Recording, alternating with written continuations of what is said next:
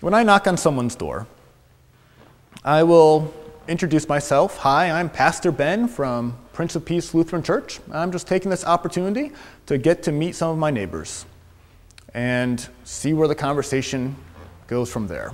If there's deafening silence, I may ask them if they've ever heard of Prince of Peace Lutheran Church before.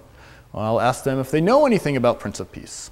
And sometimes yes, most of the time no.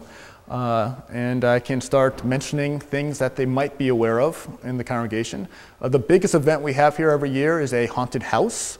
We connect with other folks in the community. This is not a congregation full of teenagers. In fact, I don't think there are any teenagers in this congregation. But you don't need teenagers for haunted houses. You find little kids who love it. You find grandparents who love haunted houses. And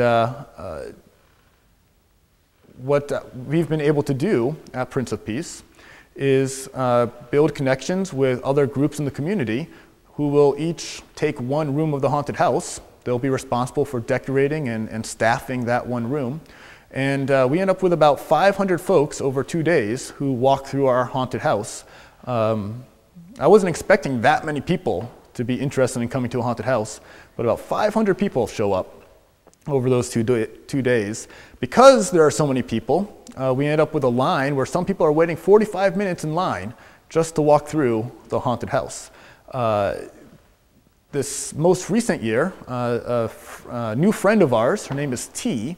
T came to our haunted house. She told me very plainly, she looked at 3 churches that all offered haunted houses in Philadelphia.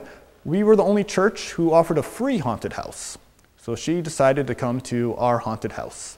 A week later, she moved in less than a block away from the congregation. A few members of the congregation showed up to help her as she was moving. And she's just been as engaged as she possibly could be because of our haunted house, since coming to our haunted house. And she's also someone who's struggling with employment right now.